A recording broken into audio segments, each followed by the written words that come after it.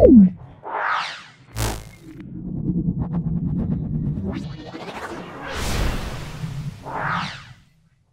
First summative পরীক্ষার question চলে এসো, দেখে নাও। ক্লাস 9-এর প্রশ্ন, ক্লাস 9 ভৌতবিজ্ঞান ফার্স্ট সামেটিভ। দেখো, অভিকর্ষহীন স্থানে কাজ করে না, সেটা আমরা বলবো স্প্রিং তুলা। কোনো বলের দুটি সমকোণিক উপাংশ 3 নিউটন এবং 4 নিউটন, বলের মান কত? দেখে নাও বলের মান কত হবে। তাহলে এটা নিয়ম হলো, তাহলে এফ সমান আমরা কত বলবো, √3 স্কোয়ার প্লাস 4 স্কোয়ার। তাহলে 3 স্কোয়ার প্লাস 9 প্লাস হলো, তাহলে যোগ করলে √25, √25 মানে আমরা কত বলবো, 5 নিউটন। তাহলে কত, 5। তাহলে দেখে নাও 3 স্কোয়ার √3 স্কোয়ার প্লাস 4 স্কোয়ার, এটা 9 প্লাস হলো মানে √25 মানে 5 নিউটন। তাহলে অপশান আমরা কোনটা পাবো, অপশান ডি পাবো। তারপর দেখো মন্দনের মাত্রীয় সংকেত। মন্দনের মাত্রীয় সংকেত হলো L(T⁻²). ওজন বাক্সে বাটখারাগুলি থাকে 5:2:2:1 অনুপাতে। সূর্যের চারিদিকে পৃথিবীর গতি, বৃত্তের গতি, সূর্যের চারিদিকে পৃথিবীর গতি আমরা অপশান বি বলবো, বৃত্তীয় গতি। সূর্যের চারিদিকে পৃথিবীর গতি আমরা বলবো বৃত্তীয় গতি। ইলেকট্রনের আধান, ইলেকট্রন আধান আমরা বলবো -1.6 × 10⁻⁻19 কুলম্ব। তারপর চলে এসো এই লেড, দেখে নাও এখানে, দেখে নাও 206 PB82 আর দেখো 208 PB82। যেহেতু প্রোটন সংখ্যা সমান, তাই আমরা বলবো প্রোটন সংখ্যা সমান হলে আমরা বলবো আইসোটোপ হবে। প্রোটন সংখ্যা সমান আইসোটোপ। কে পরমাণুর কক্ষে ইলেকট্রন বর্জিত কে পরমাণুর কোন কক্ষে ইলেকট্রন বর্জিত হয়ে K+ গঠিত হয়েছে? তাহলে কে মানে আমরা বলবো কত, 19। আর K+ মানে একটা ইলেকট্রন বর্জন করেছে, তাহলে 19 - 1 তাহলে 18। ইলেকট্রন বিন্যাস যদি করি, তাহলে প্রথম কক্ষে 2 8 8, তাহলে KLM। তাহলে দেখে নাও, তাহলে K+ গঠিত করবে, তাহলে K+ এটা তোমার গঠন করে রাখো M কক্ষে, দেখতে পাচ্ছ। তাহলে অ্যান্সার হবে আমরা কি বলবো, M কক্ষে। কোন ক্ষেত্রে বস্তুর দ্রুতি এবং বেগ একই হবে? যখন বস্তুটা সরলরৈখিক পথ যাবে। সরলরৈখিক পথ গেলে, সরলরৈখিক পথের ক্ষেত্রে দ্রুতি এবং বেগ সমান হবে। সমবেগে গতিশীল বস্তুকণার বেগ সময় লেখচিত্র প্রকৃতি কি? বেগ সময় লেখচিত্র।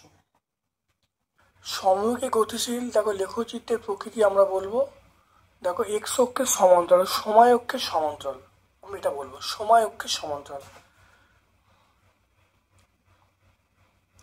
তাহলে এটা পেজ নাম্বার 21-এ পেয়ে যাব। বেগ সময় লেখচিত্রের নতি কি নির্দেশ করে? এটা ত্বরণ নির্দেশ করে, ত্বরণ।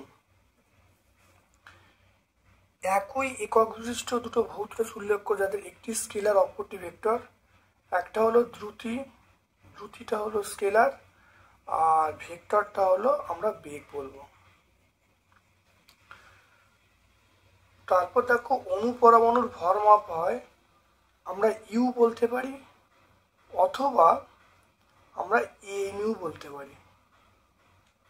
নিউক্লিয়ন বলতে আমরা বলবো নিউক্লিয়াসের মধ্যে যে আধান থাকে, নিউক্লিয়াসের মধ্যে যে কণিকা, অর্থাৎ আমরা বলবো নিউট্রন এবং প্রোটনের সমষ্টিকে আমরা নিউক্লিয়ন বলবো। নিউট্রন এবং প্রোটনের সমষ্টিকে আমরা নিউক্লিয়ন বলবো। কোনো মৌলের ভর সংখ্যা পরমাণু ক্রমাঙ্ক কোন ক্ষেত্রে একই হতে পারে? দেখে নাও, ধরো 1H1, দেখো ভর সংখ্যা এবং পারমাণবিক সংখ্যা সমান 1H1, দেখো ভর সংখ্যা আর তোমার পরমাণু ক্রমাঙ্ক বা পারমাণবিক সংখ্যা একই হয়ে গেল। নিউটনের কোন সূত্র থেকে বলের পরিমাপ করা যায়? এটা আমরা বলবো দ্বিতীয়। কি বলবো? দ্বিতীয় সূত্র থেকে।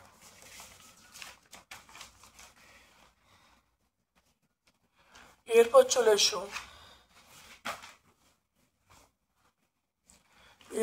এসো কোনো বস্তুকে কলকাতায় এবং দার্জিলিং যথাক্রমে সাধারণ তুলা এবং স্প্রিং তুলা নিয়ে কোন পাঠে পরিবর্তন ঘটবে? কোনো বস্তুকে কলকাতায় এবং দার্জিলিংয়ে যথাক্রমে সাধারণ তুলা যন্ত্র এবং স্প্রিং তুলা যন্ত্রে মাপা হলো, কোন যন্ত্রে পাঠের পরিবর্তন ঘটবে? এটা আমরা বলবো স্প্রিং তুলা যন্ত্রে পাঠের পরিবর্তন ঘটবে। স্প্রিং তুলা আমরা কি বলবো? স্প্রিং তুলায় পাঠের পরিবর্তন ঘটবে, কারণ এটা অভিকর্ষ ত্বরণের উপর নির্ভর করে। তারপর চলে এসো চলন্ত বাস হঠাৎ থেমে গেলে যাত্রীরা সামনের দিকে ঝুঁকে পড়ে কেন?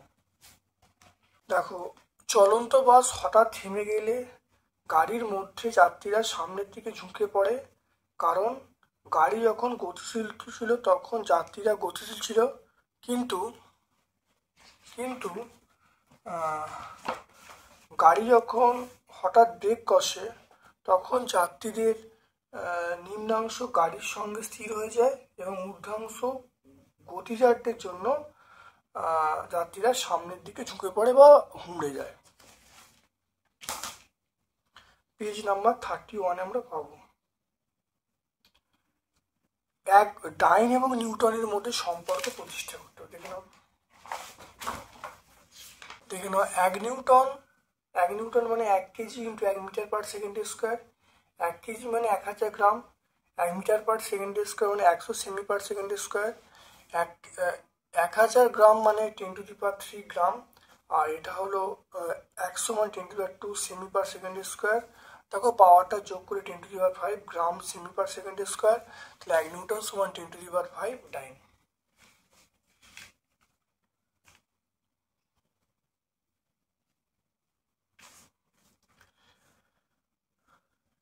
চলে এসো এফ সমান এম এ, এটা প্রতিষ্ঠা করতে বলছি।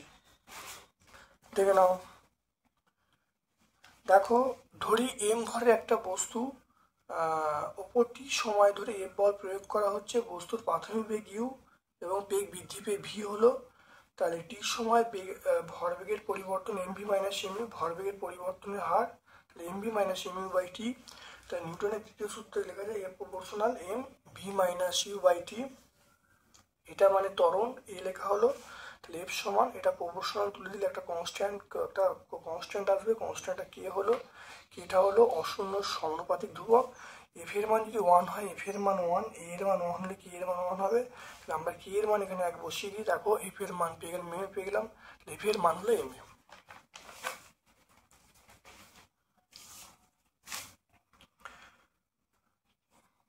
এবার দেখো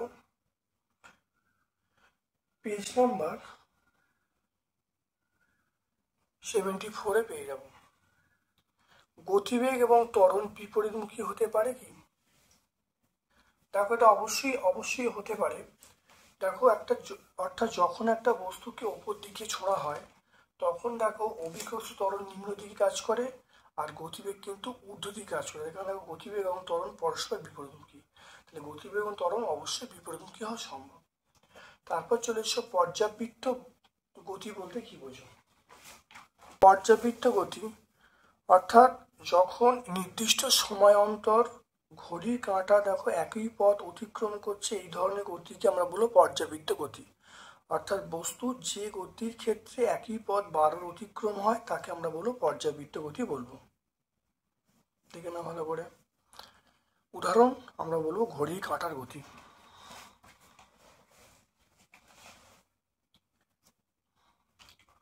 পেজ নাম্বার আমরা 16 বলবো।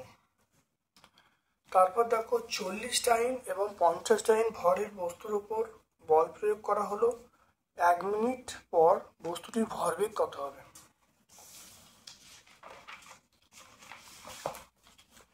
দেখে নাও, তিনের দাগের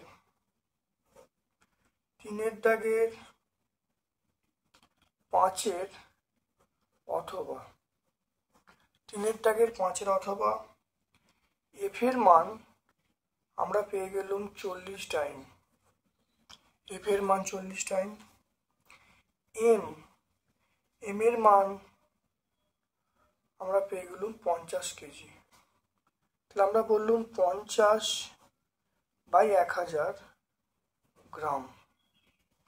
এটা কাটাকাটি করছি, এটা কাটাকাটি করলে 20, তাহলে 1/20,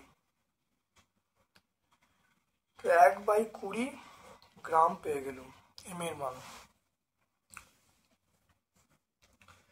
তাহলে টি এর মান 1 মিনিট, 1 মিনিট মানে আমরা বলবো 60 সেকেন্ড বলবো, 1 মিনিট মানে 60 সেকেন্ড বলবো। আমাকে বলেছে ভরবেগ কত হবে। ভরবেগ মানে দেখে নাও, অঙ্কটা আমরা দুভাবে করতে পারি। দেখে নাও ভরবেগ কিভাবে হবে, দেখে নাও কিভাবে ভরবেগ হবে।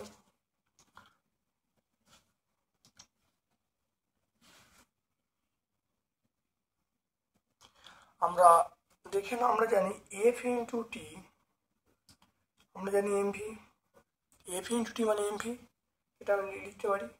তাহলে এফ এর মান কত, এফ এর মান আমরা 40 বলবো, আর টি এর মান 60, এটা এমভির মান। তাহলে এমভির মান আমরা পেয়ে যাব 2400 পেয়ে যাব, 2400 কেজি মিটার পার সেকেন্ড। তাহলে ভরবেগ পেয়ে গেলাম। তাহলে এখান থেকে দেখো এফ এর মান দেখো 40 দেওয়া আছে, আর এম এর মান দেওয়া আছে। এম এর মানটা এখানে আমরা প্রয়োগ না করেও করতে পারি, টি এর মান দেওয়া আছে। বল ইন্টু সময় গুণ করলে কি পাওয়া যায়, ভরবেগ পাওয়া যায়। তাহলে বল আর সময় গুণ করলে ভরবেগ পেয়ে যাচ্ছে। তাহলে আমরা পেয়ে গেলাম 2400 কেজি মিটার পার সেকেন্ড আমরা একক লিখতে পারি। আমরা এভাবে করতে পারি, বা আরেকভাবে করা যায়। আমরা এখান থেকে ত্বরণ বার করে নিলাম, ত্বরণ বার করে ভি বার করবো, ভি বার করে তারপর এটা এম এর সঙ্গে গুণ করবো। তাহলে এটা আমরা এরকমভাবেও দেখো করতে পারি। দেখো অথবা দিয়ে দেখো ত্বরণ আমরা বলবো F/m, এফ এর মান হলো 40, এম এর মান আমরা বলবো 1/20। তাহলে এ এর মান আমরা চলে এলাম 40 × 20, তাহলে এ এর মান আমরা চলে যাবো 800 আমরা বলবো এককটা হবে মিটার পার সেকেন্ড স্কোয়ার। তাহলে 800 মিটার পার সেকেন্ড স্কোয়ার বলবো। এবার দেখো আমরা জানি ভি সমান ইউ প্লাস এটি। এবার প্রাথমিক বেগ 0, এর মান 800, আর টি এর মান 60, টি এর মান 60। এটা গুণ করলে কত হবে, এটা গুণ করলে দেখো 6 × 48, দেখে নাও এটা গুণ করলে হবে 48,000 হবে, 48,000 এককটা হবে মিটার পার সেকেন্ড। এবার ভরবেগ মানে আমরা বলবো সেটা এমভি বলবো। এম এর মান 1/20, আর ভি এর মান 48,000, কেটে গেল। এটা কাটলে দেখো 2400 চলে আসছে। তাহলে 2400 এককটা হবে আমরা বলবো kg metre per second, 2400 kg metre per second. দেখে নাও ভালো করে।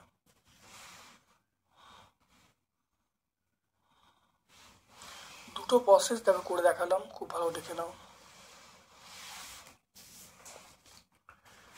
এরপর চলে এসো দেখো 6টা আইসোবার বা আইসোটোন কাকে বলে। আইসোবার দেখো ভিন্ন পারমাণবিক সংখ্যা কিন্তু একই ভর সংখ্যা বিশিষ্ট ভিন্ন মৌলের পরমাণুকে আমরা আইসোবার বলবো। দেখে না ভালো করে, তাহলে এইগুলো আইসোবার। এরপর দেখো আইসোটোন ভিন্ন প্রোটন সংখ্যা কিন্তু একই নিউটন সংখ্যা বিশিষ্ট মৌলের পরমাণুগুলোকে আইসোটোন বলবো। উদাহরণ দেখো আমরা এই দুটোকে বলতে পারি এরা পরস্পর, তারপর নিউটন সংখ্যা সমান, তাহলে আইসোটোন। পেজ নাম্বার 71-72 আমরা পেয়ে যাব।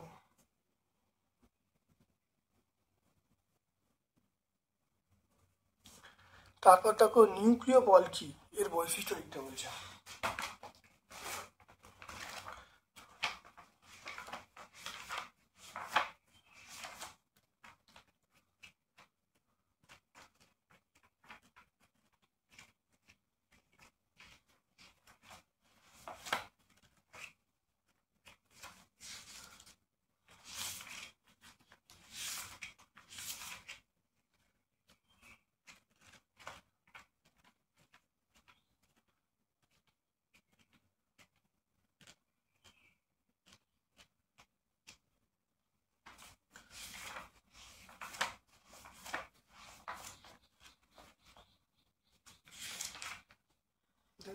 নিউক্লিয় বল দেখে নাও, অর্থাৎ দেখে নাও নিউক্লিয়নগুলির মধ্যে যে কার্যকারী অত্যন্ত শক্তিশালী আকর্ষণ বল কাজ করে, সেই আকর্ষণ বলটাকে আমরা কি বলবো, নিউক্লিয় বল বলবো। আর এর বৈশিষ্ট্য দেখে নাও, বৈশিষ্ট্য হলো অত্যন্ত শক্তিশালী বল। নাম্বার 2 হলো এটা নিউট্রন প্রোটন দ্বারা প্রবাহিত হয় না। আর একটা হলো এটা প্রায় মহাকর্ষ বলের থেকে 10⁻40 গুণ শক্তিশালী। এটা আমরা পেয়ে গেলাম। তারপর দেখো থমসন, দেখে নাও থমসন মডেল।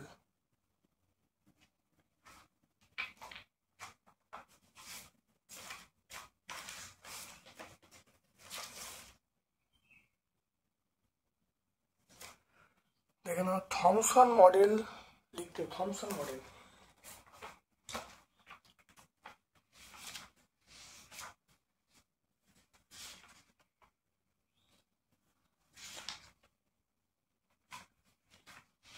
দেখে নাও এটা হলো থমসন মডেল, এটা বলে দেবে, এখান থেকে শুরু করে এই পর্যন্ত বললে উত্তর পেয়ে যাবে। 64 পেজ আমরা পেয়ে যাব। তারপর দেখো রাদারফোর্ড পরমাণু মডেলে দুটো ত্রুটি লিখতে বলছে। দেখো রাদারফোর্ড পরমাণু মডেল এর ত্রুটি দেখো, 1 নম্বর হলো যে ম্যাক্সওয়েলের মতে যে কোনো তড়িৎচুম্বকীয় কণা যদি অনবরত নিউক্লিয়াসের সাথে ঘুরতে থাকে তাহলে শক্তি বিকিরণ করবে, তাহলে বিকিরণ নিউক্লিয়াসের উপর পড়ে যাবে। নিউক্লিয়াসে পড়ে যাওয়া মানে পরমাণুর স্থায়িত্ব থাকবে না, 1 নম্বর, তাহলে পরমাণু অস্তিত্ব থাকবে না, কিন্তু বর্তমানে পরমাণু অস্তিত্ব আছে। নাম্বার 2 হলো ঘূর্ণিবন কণা যদি অনবরত শক্তি বিকিরণ করে তাহলে সেটা নিরবিচ্ছিন্ন বর্ণালী পাওয়ার কথা, কিন্তু বাস্তবে আমরা রেখা বর্ণালী পাই। এটা আমরা 67 পেজে পেয়ে যাব। তারপর চলে এসো গ্রুপ ডি এ চলে এসো। দেখো বোর পরমাণু মডেলের শিকার্যগুলো লিখতে বলছে। দেখে নাও বোর পরমাণু মডেলের শিকার্য। 1 নম্বর দেখো ইলেকট্রনগুলি নিউক্লিয়াসকে কেন্দ্র করে ইচ্ছা মতো যে কোনো কক্ষপথে আবর্তন করতে পারে না, কতগুলো সুনির্দিষ্ট কক্ষপথে আবর্তন করে। নাম্বার 2 হলো ইলেকট্রনগুলো যখন ওই সুনির্দিষ্ট আবর্তন করে তখন কোনো শক্তি বিকিরণ বা বহন করে না। 3 নম্বর পয়েন্ট হলো যখন কোনো ইলেকট্রন উচ্চ শক্তি স্তর থেকে নিম্ন শক্তি স্তরে ঝাঁপিয়ে পড়বে তখন শক্তি বিকিরণ করবে, আর নিম্ন শক্তি স্তর থেকে উচ্চ শক্তিতে গেলে শক্তি বহন করবে। আমরা 68 পেজে পেয়ে যাব।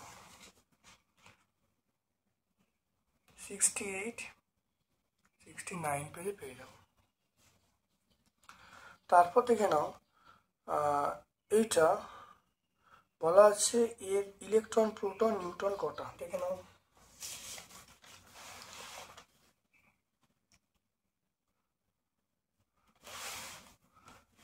চারের দাগের একের অথবা ইউরেনিয়াম, এটা হলো 233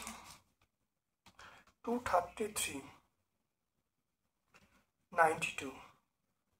এটা বলবো এখানে কি বলা আছে এর প্রোটন সংখ্যা কটা, তাহলে প্রোটন কটা হবে, প্রোটন তাহলে 92 হবে, তাহলে ইলেকট্রন কটা হবে, ইলেকট্রন বলবো একই হবে 92 হবে, আর নিউট্রন, তাহলে নিউট্রন কটা হবে 233 থেকে এটা বাদ দেবো 92 বাদ দেবো।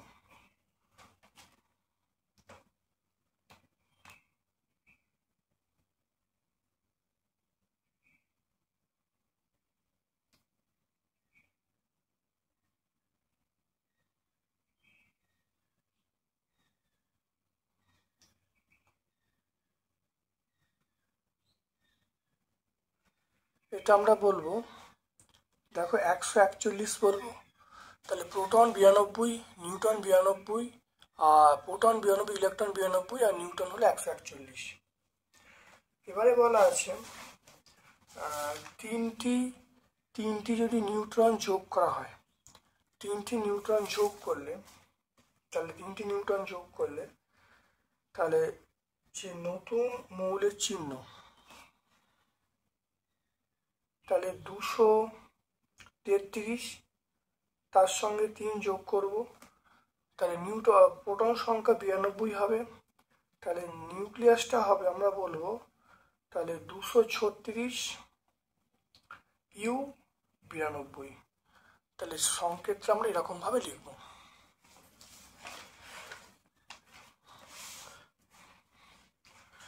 এরপরে চলে এসো 2 দাগের প্রশ্ন, একটি আয়তন মাপক চোঙ এবং স্টপওয়াচের সাহায্যে কল থেকে জল পড়ার হার কি করে নির্ণয় করবে।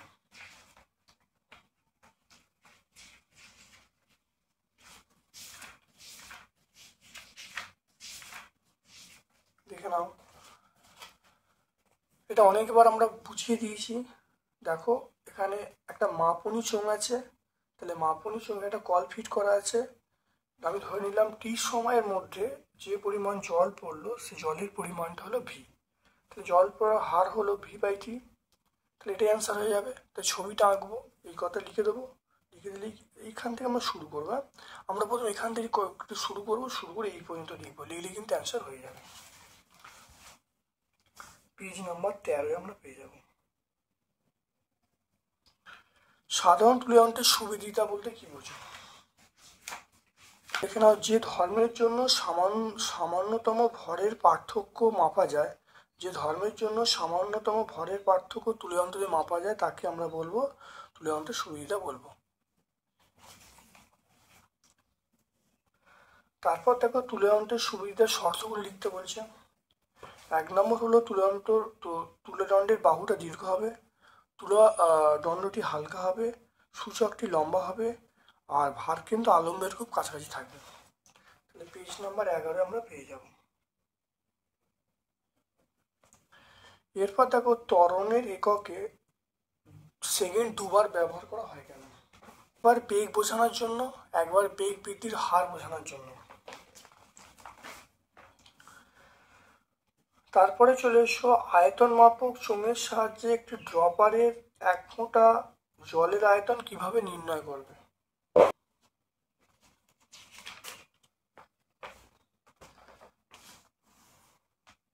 আমরা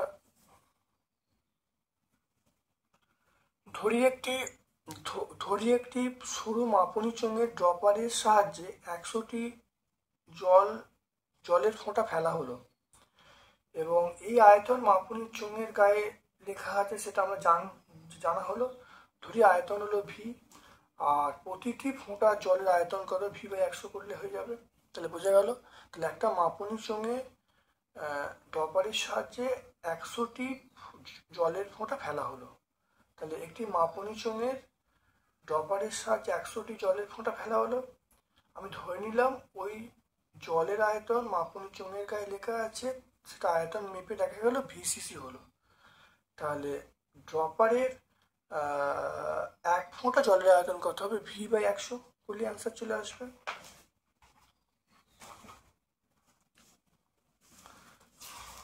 তাহলে আজকে আমরা দেখো ফার্স্ট সামেটিভ ভৌতবিজ্ঞান সম্পূর্ণ সলভ করলাম। ভিডিওটা প্রথম থেকে দেখো, অবশ্যই উপকৃত হবে। আমার পক্ষ থেকে সকলকে ধন্যবাদ এবং শুভকামনা জানাচ্ছি।